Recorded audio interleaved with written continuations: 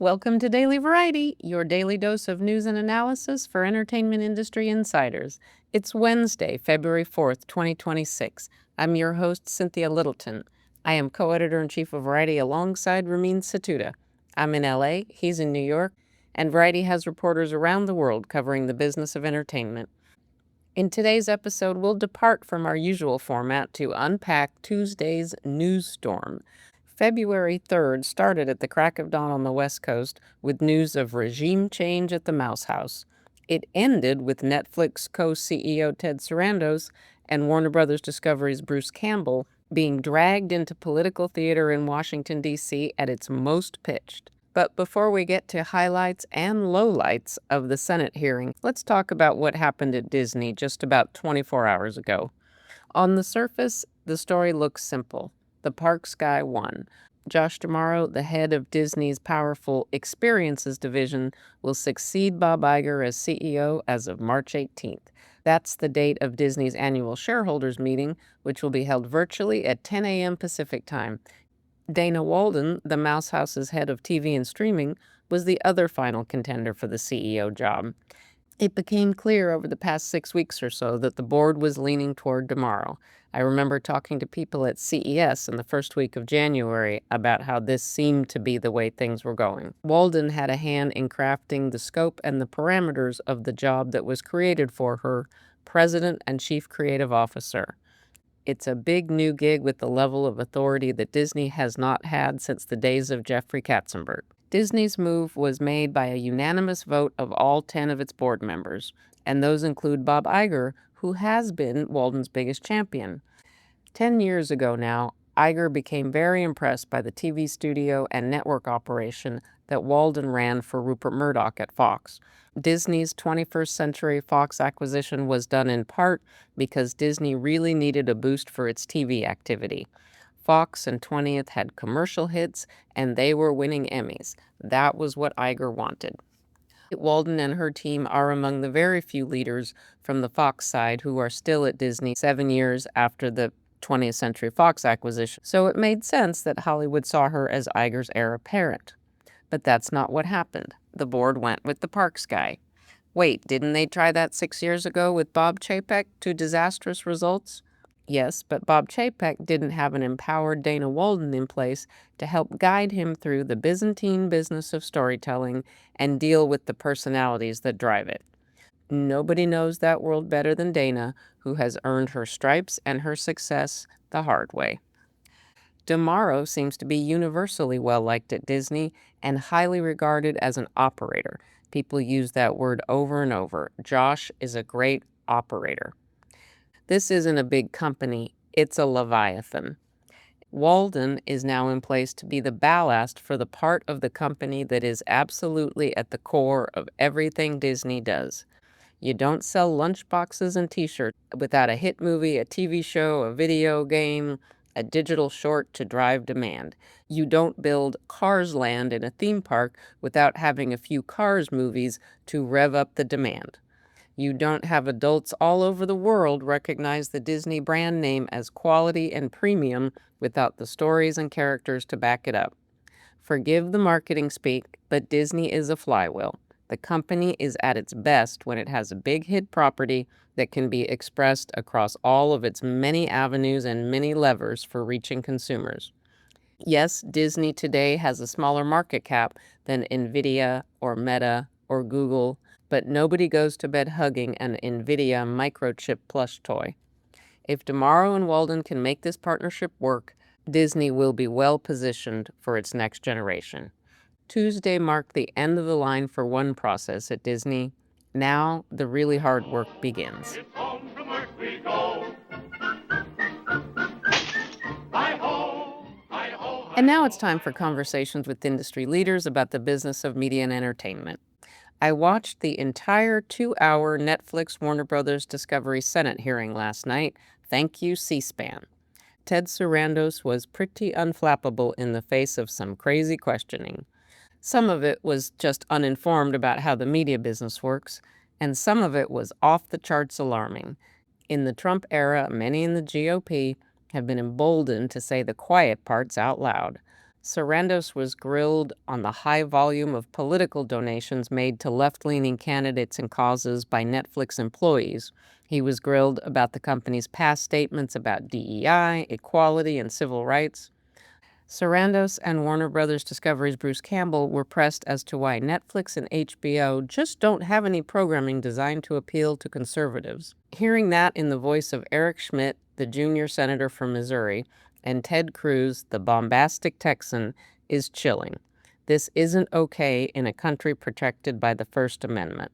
First up, we'll hear Ted Sarandos articulate to the Senate's Judiciary Subcommittee on Antitrust Issues on why he doesn't see Netflix as having anything like a monopoly on the streaming marketplace.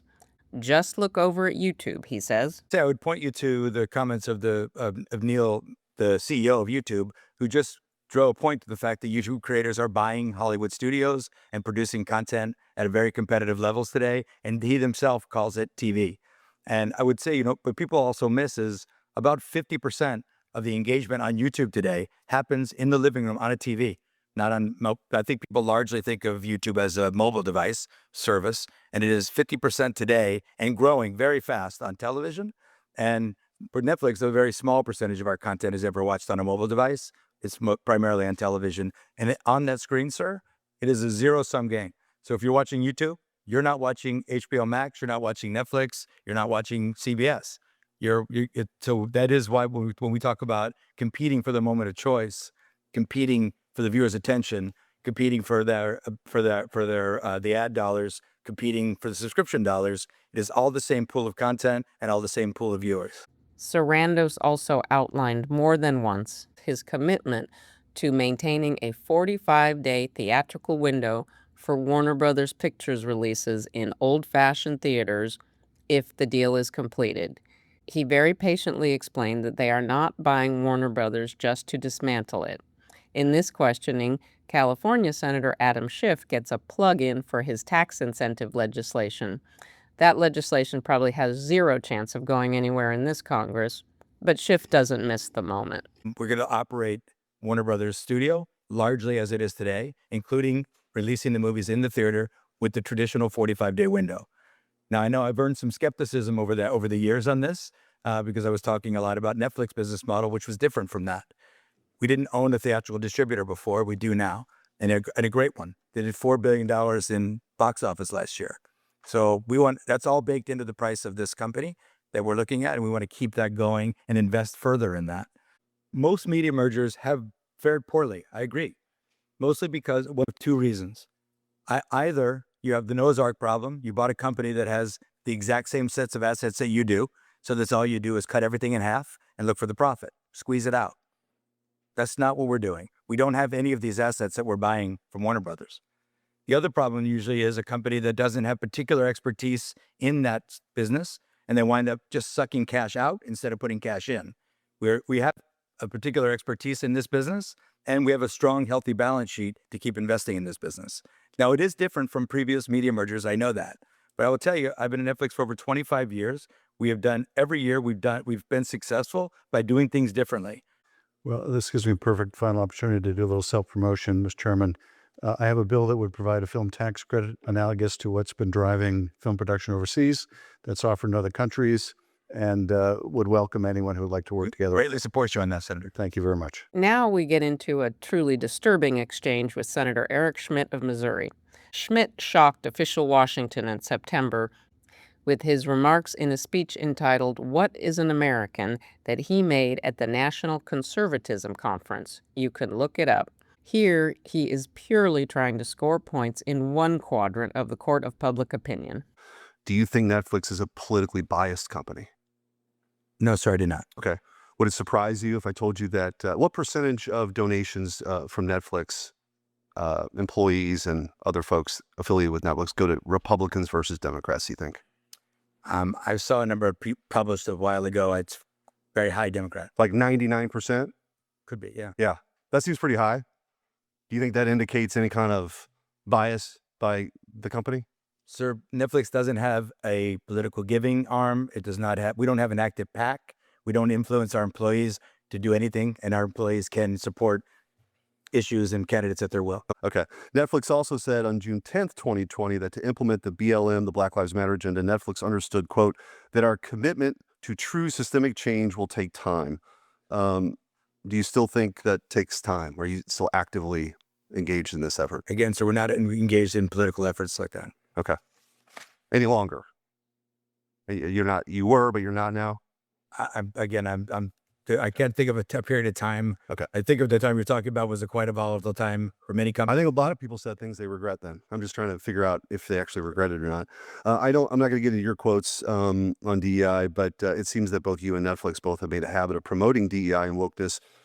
I'll just give a few examples. Netflix content is synonymous for the modern phenomenon of race swapping, both historical and real and fictional characters.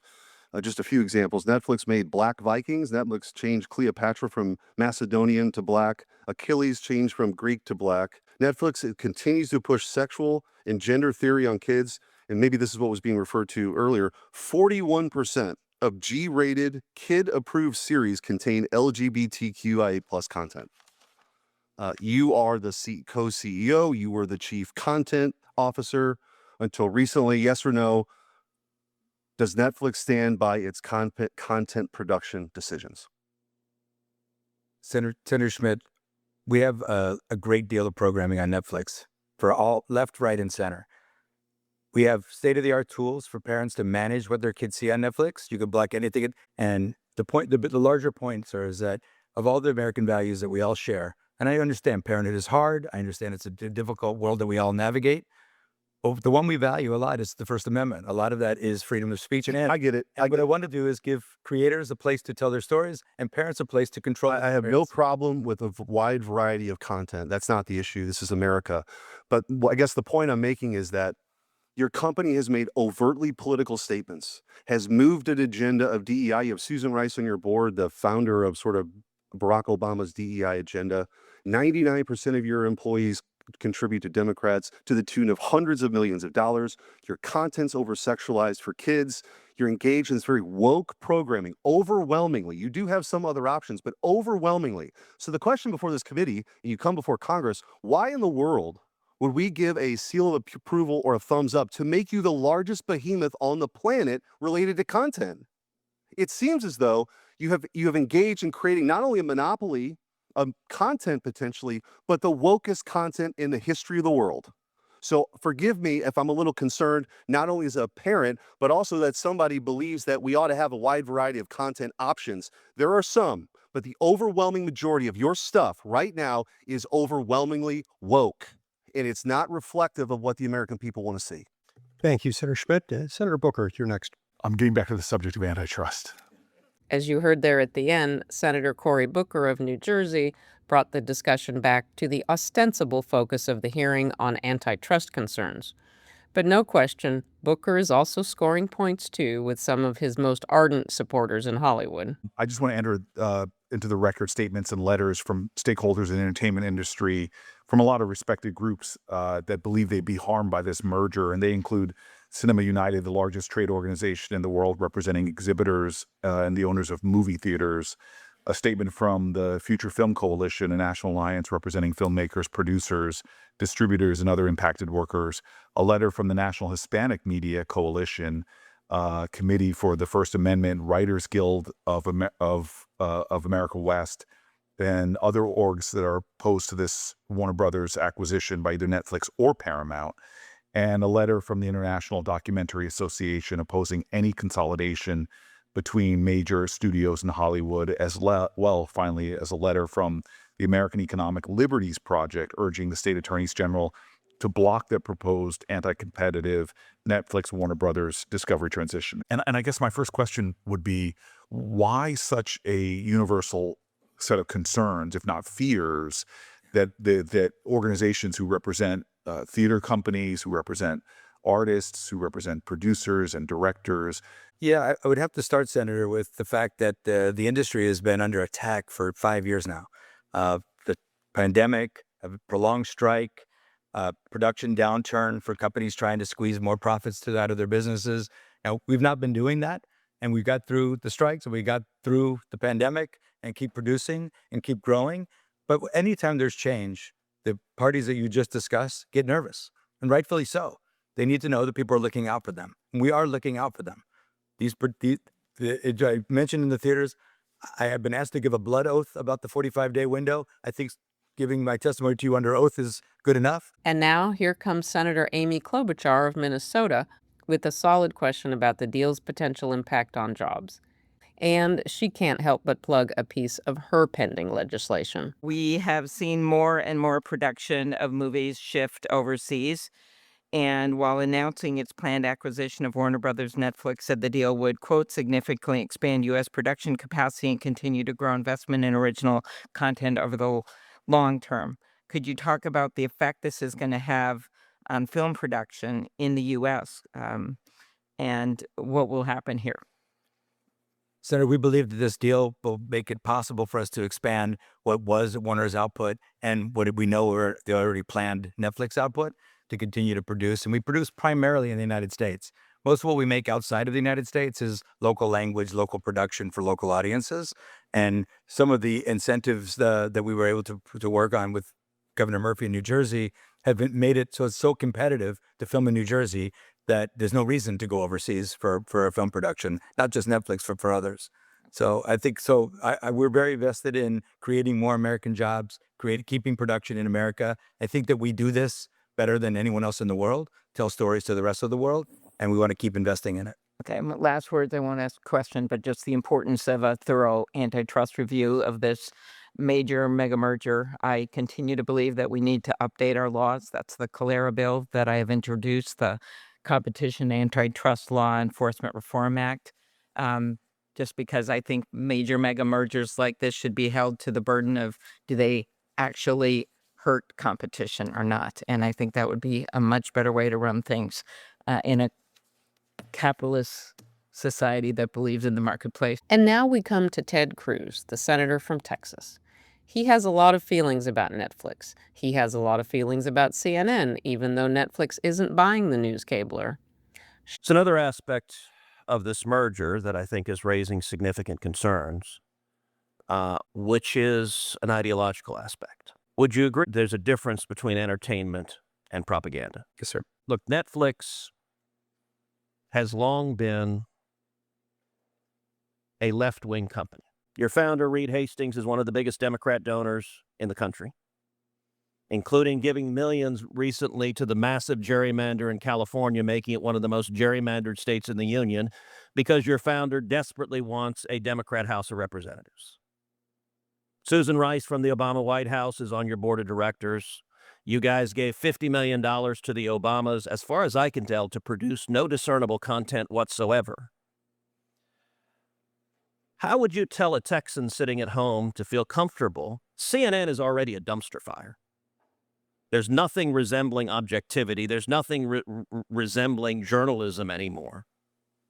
How are people at home, how should they feel even remotely confident that if this merger happens, the combined entity would not simply be a propaganda outlet pushing one particular political view with much greater market power than you have now? Well, so we would fail. We would fail pushing a political view or propaganda. We deliver entertainment to consumers. Our consumers see our business pretty much the way they see America. About 40% conservative, about 40% liberal, about 20% don't know. And but when they turn on TV, they're tuned in to be entertained. And if we fail to entertain them by trying to promote propaganda or anything other than entertainment, we fail. Shout out to whoever prepped Ted for this 2-hour boxing match. Sarandos never got too rattled, not enough to become a meme. He made his old colleagues at Arizona Cassettes West very proud. As we close out today's episode, I want to reinforce the questioning that we heard on Tuesday on ideological and political grounds was shameful for the Senate, which is supposed to be a bastion of reason and debate. Over my long career, I have watched innumerable congressional hearings related to media mergers, media issues. I covered the long slog of the V chip in the late 1990s, and whether Republicans or Democrats were in charge, never did you hear this level of ideological driven questioning. It really reminded me of the powerful play by Tracy Letts, The Minutes. And let's not forget that this is the environment in which President Trump and his cronies can change the name of the Kennedy Center at will. Even a tribute to the beloved slain president isn't off limit. And now they're closing the Kennedy Center for 2 years for a renovation, in part because of the backlash from the artistic community that no longer wants to perform there given recent events. When will it end? Thanks for listening. This episode was written and reported by me, Cynthia Littleton. Stick, snicks, hick, picks. Please leave us a review at the podcast platform of your choice, and please tune in tomorrow for another episode of Daily Variety. And don't forget to tell us what you think at podcasts@variety.com. Thanks.